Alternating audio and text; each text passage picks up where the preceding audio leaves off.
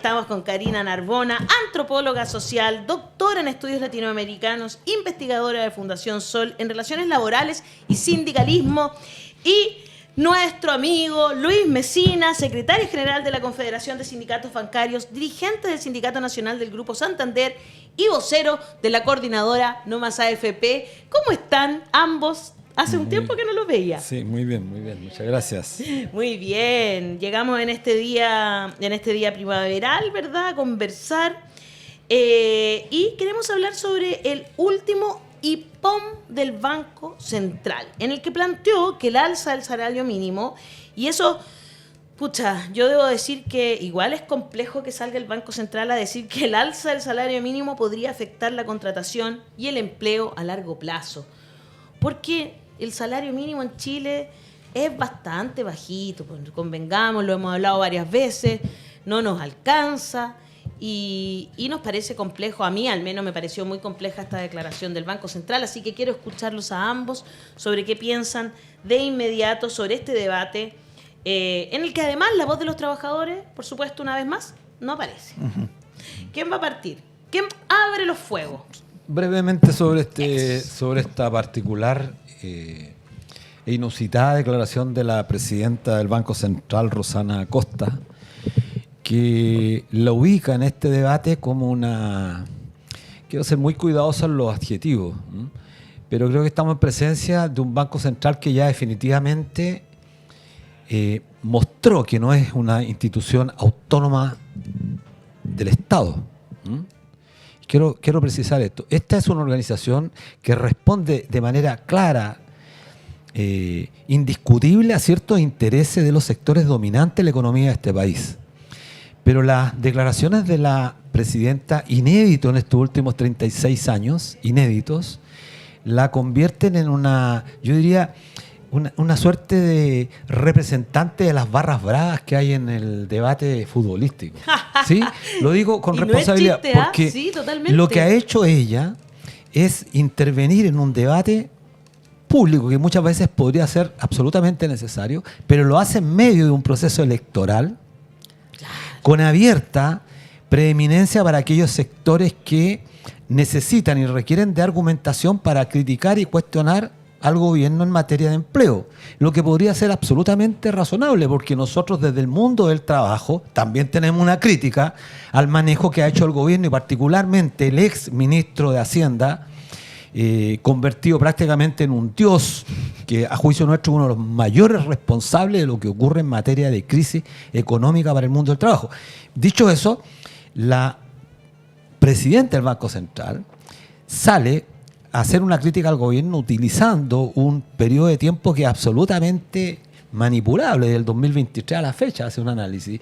Y curiosamente, el periodo de tiempo utilizado es mañosamente, y lo digo con responsabilidad, y estas palabras perfectamente pueden ser validadas incluso por la vicepresidenta actual del Banco Central, la señora Stephanie Griffith, que salió a bajar el perfil señalando que no era tan cierto de que el empleo o que el aumento del ingreso mínimo, el salario mínimo, mejor dicho, no tenía un impacto tan grande, así como tampoco las 40 horas en el deterioro del empleo. Exacto. Es decir, la vicepresidenta polemizando con mucha más, yo diría, más seriedad, podríamos decirlo así, porque al punto que en su entrevista la vicepresidenta del Banco Central señaló que la economía, y creo que es bueno recordarlo y para nuestros auditores, para los auditores de este importante programa, la economía no es una ciencia exacta, es una ciencia social y en tal sentido una ciencia que está sujeta permanentemente a, yo diría, evaluación, a crítica, etcétera. Y qué mejor que reiterar esta demanda del mundo político, del mundo social, del mundo del trabajo, que una institución como el Banco Central, que si bien es cierto se la ha presentado como una institución autónoma, es una institución del Estado de Chile, claro, porque se financia con recursos públicos y en consecuencia la política monetaria del Banco Central tiene impactos directos en nuestras condiciones de vida. Y nos parece raro que la presidenta del Banco Central haya omitido referirse, por ejemplo, a su política desastrosa del Banco Central en materia de tasas de interés, que son lo que en definitiva este país lo tiene constreñido en términos de crecimiento. Los pequeños y los medianos empresarios no pueden acceder al crédito porque es demasiado caro. ¿Cuál es la justificación para mantener unas tasas de interés más altas del mundo? ¿Cuál es la razón? Tenemos las tasas de interés más altas del mundo. Sí, ¿no? Obedece a esta suerte de dogma instalado en los economistas. Es mucho faltarle el respeto a los economistas para decir que son economistas los que manejan el Ministerio de Hacienda y el Ministerio de Economía en este país. Es el establishment, un sector de, diría, fanáticos monetaristas que han defendido esta política del Banco Central, del equilibrio fiscal, que se ha convertido en un dogma, pero que sin embargo no genera desarrollo en nuestro país. Y por lo tanto son desafortunadas las declaraciones de la presidenta del Banco Central. Y lo más grave, y con esto termino, lo más grave, que ella representa a los sectores de la UDI, pero habla en representación de la Confederación de la Producción del Comercio, de la SOFOFA, de los grandes conglomerados financieros, económicos y financieros de este país. De la SNA. Y lo malo que en nuestro país, ¿quién habla a nombre de los trabajadores? Ellos tienen los partidos de derecha que hablan a favor de ellos, los representan, y nosotros estamos en la más absoluta orfandad, porque los partidos, supuestamente en el pasado representantes del mundo del trabajo, guardan silencio y son patéticas sus declaraciones muchas veces. Elizabeth Sánchez dice: escuché esa entrevista y quedé sorprendida de lo que dijo, ya que culpa el aumento del sueldo y a la ley de las 40 horas de que el país va a estar mal en economía. Pepino dice: en tiempos de elecciones siempre las empresas detienen proyectos e inversiones y bajan la planta laboral. Y Alcas dicen: siguen con el mismo cuento. No subimos los sueldos porque estamos mal. Y tampoco los subimos cuando estamos bien, porque podría desordenar todo y quedar mal. En corto, nunca subimos los sueldos. ¿Qué piensa Karina de estos comentarios de nuestro público, que siempre es bastante lúcido, además? Sí, muy lúcido. De hecho, es muy delicado lo que se ha planteado desde el Banco Central, por todo lo que se ha dicho, porque estamos ante una realidad que no se puede clasificar de una manera absoluta. Estamos ante una ciencia social, no una ciencia exacta, donde intervienen muchas variables y donde los debates no son concluyentes, y donde hay apertura, hay posibilidades de hacer distintas interpretaciones. Y aquí siempre lo que permea este tipo de discurso es una lógica de que la economía, desde una perspectiva muy neoclásica, la economía enfrenta distorsiones cuando se introduce un salario mínimo, cuando se suben los salarios mínimos y bueno, cuando participan los sindicatos, una serie de intervenciones que se consideran que vienen a desvirtuar una suerte de equilibrio en la economía. Y hay múltiples formas de rebatir eso. De hecho, hay un supuesto de que los salarios, desde esta perspectiva, acompañan la productividad laboral. Pero ¿qué pasa en Chile? Si miramos qué ha pasado con la productividad laboral, desde los años 2000, la productividad laboral se ve que aumenta a una velocidad mucho mayor que el aumento de los salarios. Hay una brecha salario-productividad que ha estado muy reportada, para Chile, no solo en Chile, también en el mundo, y que sin embargo no se considera al hablar de este tipo de políticas, del salario mínimo, por ejemplo, o de los salarios en general. Existe un excedente productivo que beneficia principalmente a un sector de la sociedad y que no está beneficiando a las y los trabajadores. De ahí que tengamos los niveles de desigualdad que se presentan en Chile. Claro. Por ejemplo, por citar un solo dato, lo hemos dicho en más de una ocasión, el 1% más rico concentra el 50% de la riqueza. Y eso sitúa al país como el país con el nivel de desigualdad medido en este indicador más alto de toda América. Esto no sale en el discurso, por ejemplo, del Banco Central, no lo vemos opinando sobre la distribución de la riqueza, pero sí lo vemos opinando porque es un ente opinante y aquí se puede ver que esta posición de neutralidad es muy relativa, ¿verdad?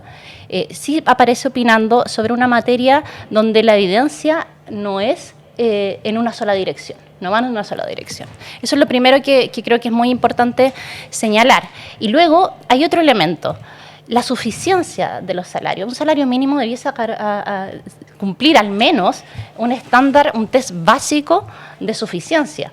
Y al día de hoy, por más que haya aumentado el salario mínimo, ese test no se cumple. Tenemos que los 529.000 brutos se traducen en 423.000 pesos líquidos. Sí, ese es el problema. El Y bolsillo eso llega mucho menos. es cosa de hacer una simple operación de calcular, 40.000 pesos de gasto para ir y volver del trabajo, 350.000 pesos para el pago de un arriendo básico de una habitación.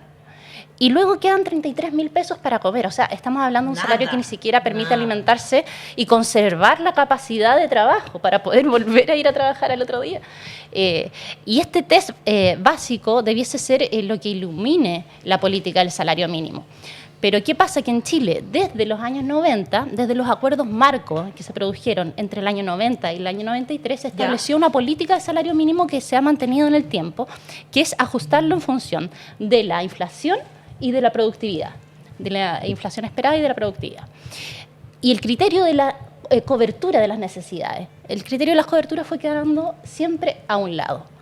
Hoy en día, por más que el salario mínimo aumente, y esto es lo importante, el salario mínimo sigue totalmente rezagado, desacoplado de lo que es el costo de la vida. ¿El salario ha subido realmente el salario por sobre la inflación, por ejemplo? Sí, ha subido. Ha subido. Sí. O sea, eso es real. Eso es real, sí. Perfecto. Y de hecho los salarios en general de la economía han subido mínimamente, están bastante estancados, pero han subido incluso sobre la inflación. El punto es que tenemos una economía con el nivel de riqueza que tiene la economía chilena que está muy desajustado. Hay un indicador de una economista de la OIT, Catherine Sayet, que lo planteó por ahí el 2008 y que plantea que en economías que son muy desiguales, para evaluar el peso del salario mínimo y para evaluar la política de cómo podría ser de una manera más ajustada a la realidad de estos países, hay que considerar siempre la relación entre el salario mínimo y el tamaño de la economía, sobre todo en las economías muy desiguales. ¿Y Chile en el caso tiene de una economía? Sí, una economía fuerte, ¿no? muy desigual. Una economía periférica, latinoamericana, pero donde se acumula mucha riqueza. Oye, una pregunta. Tú dijiste algo que también lo recogió Lucho.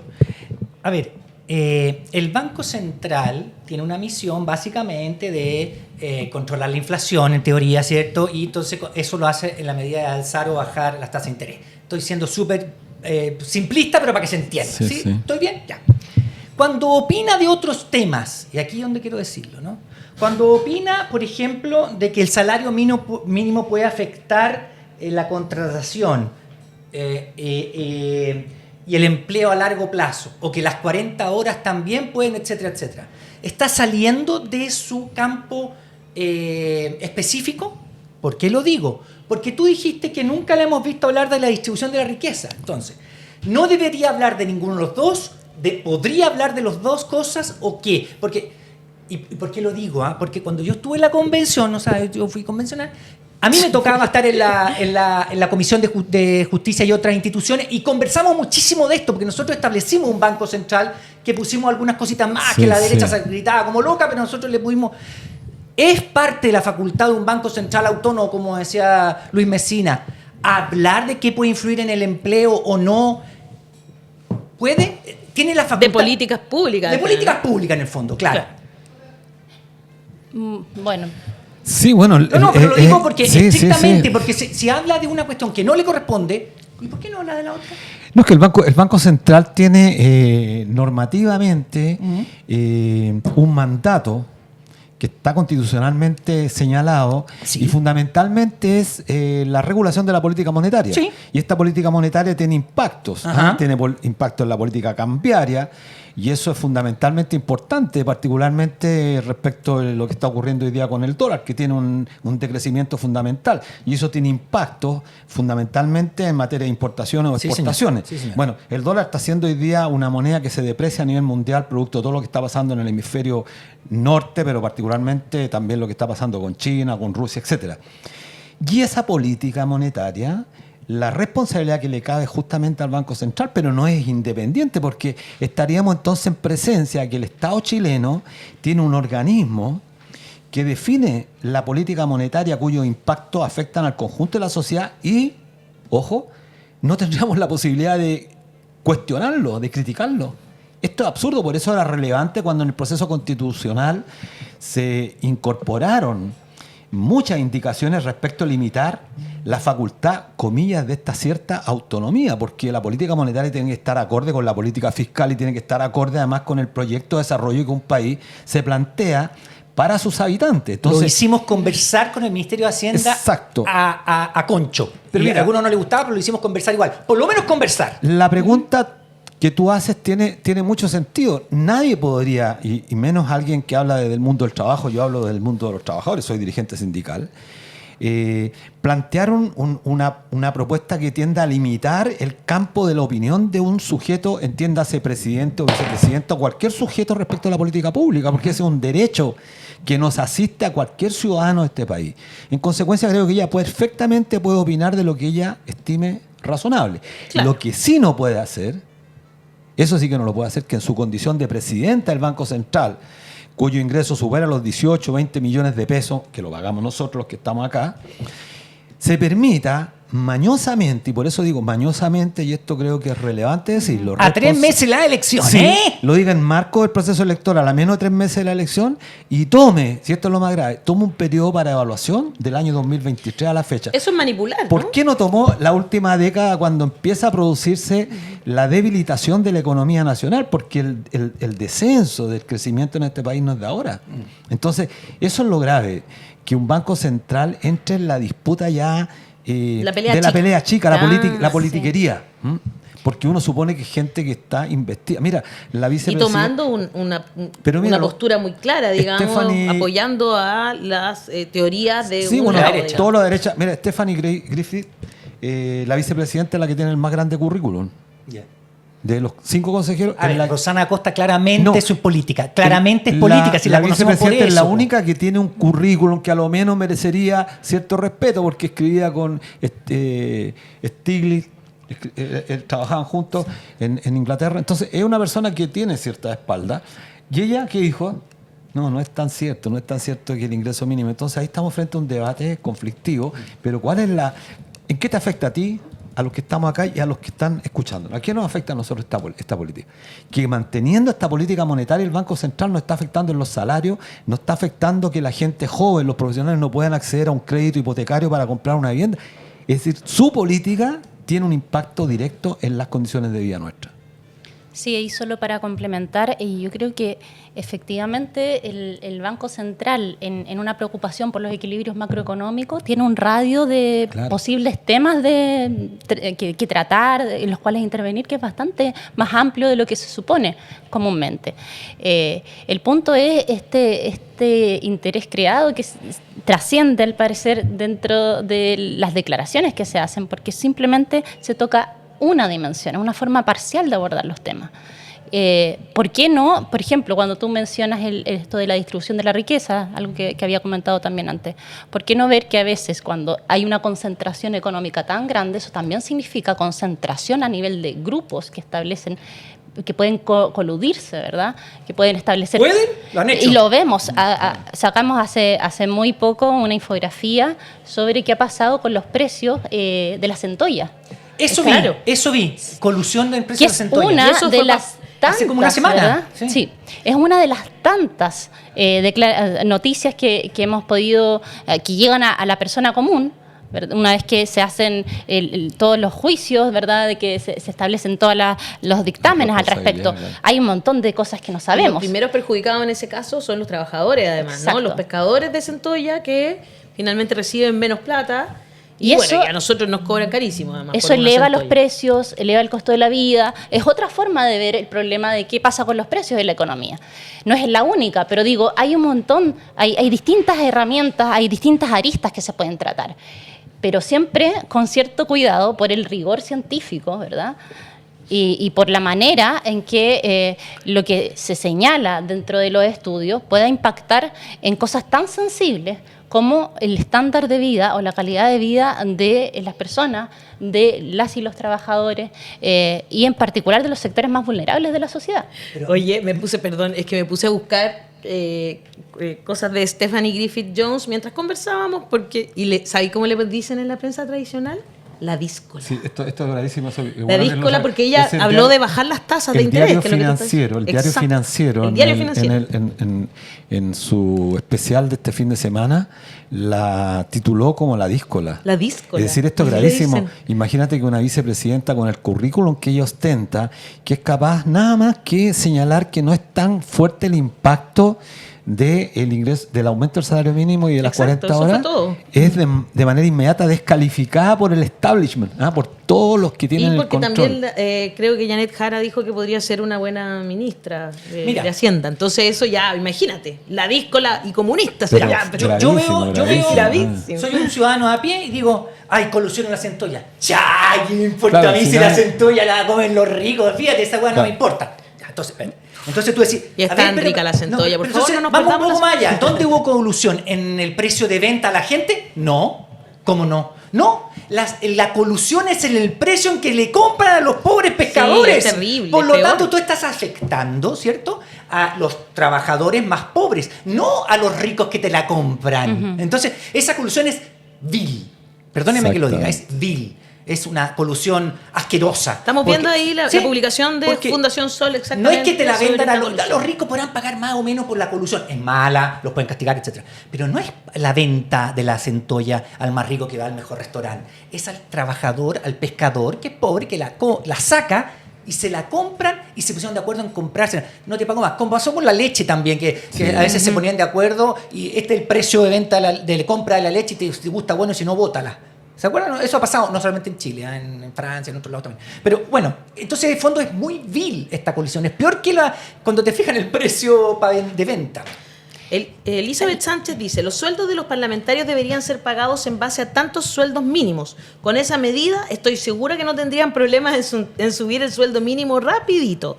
X1, X9, B7I, 7I dice, lo dije de corrido, la política está hecha para que siempre se mantenga el poder adquisitivo. Paulina R. dice, mientras no se cambie el sistema neoliberal que tenemos, difícilmente podremos arreglar los problemas. Es lo que dice nuestro público de esta conversación, que me ha parecido de lo más interesante, porque además el sueldo mínimo al final es lo que define si vamos, esas personas que ganan el sueldo mínimo van a poder llegar a fin de mes o no. ¿Cómo lo hacen? Exacto. Sinceramente, estamos en un país donde eso es muy difícil. Como que el sueldo mínimo no es un concepto de sueldo que sirva para vivir, sino que con suerte te sirve para sobrevivir y ojalá si vives con otra persona, porque si no, solo como que no alcanza, ¿no? Exacto, y afecta a 1 millón de personas, o sea, que ganan directamente el sueldo mínimo es cerca de un 20% de los asalariados privados, que no es poco. Y luego tenemos toda la influencia que genera el salario mínimo en una economía de bajos salarios, es que se conoce como el efecto faro. Sí. El salario mínimo termina acercándose mucho a los salarios a la mediana salarial de la economía. En Chile tenemos que el 50% de las y los trabajadores gana por ingresos laborales líquido 611.000 pesos o menos. No está tan lejos. Entonces, claro, tenemos una situación en que el salario mínimo influye bastante en el comportamiento más general de los salarios y por otro lado hay mecanismos que no son tan indirectos. Pensemos en las gratificaciones. Sí. Pensemos en la ley que iguala el salario base con el salario mínimo. Entonces, esto termina afectando a muchas personas. Oye, voy a decir una cuestión que no sé si es cierta, pero corríjanme sin ningún problema. Si hay un salario mínimo que no es tan bajo, hay más consumo. Keynes, ¿no? ¿Estoy bien o no? Hay más consumo, más producción. Claro. O sea, es otra visión que también tiene aceptación. Es que por eso es importante, solo como partió Luis y también tú, Karina, cuando dijeron, la economía no es una ciencia exacta, es una ciencia social. Exacto. Y tiene enfoques, ¿no?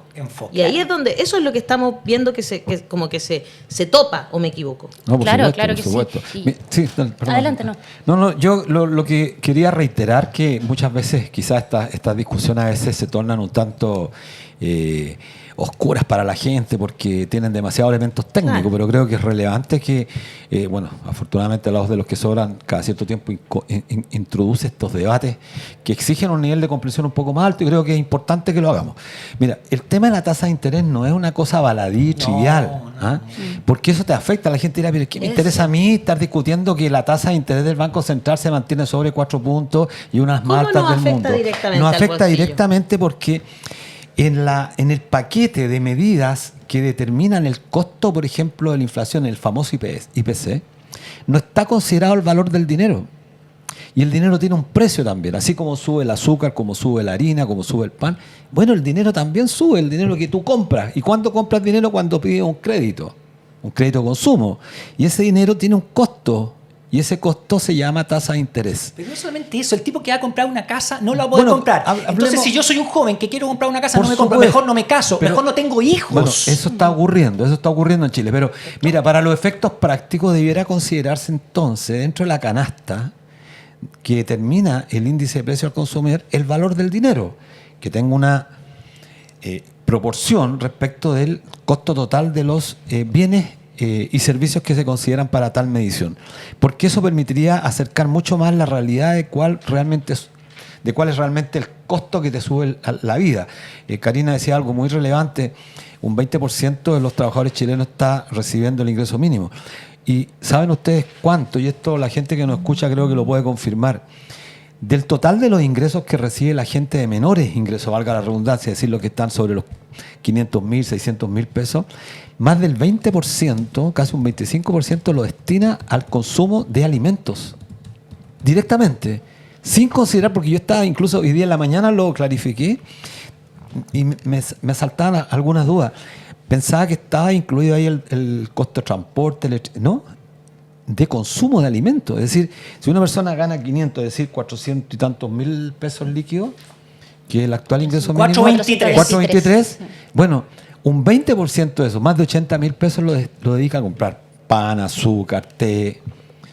Y el resto tiene que pagar, que no es menor la proporción del pasaje, la micro, el metro, la electricidad, el arriendo. Bueno, el arriendo, ni hablemos ya prácticamente de arriendo, porque la gente está viendo campamentos justamente porque no puede pagar ni siquiera un arriendo. Entonces, es muy relevante la tasa de interés para quienes nos escuchan.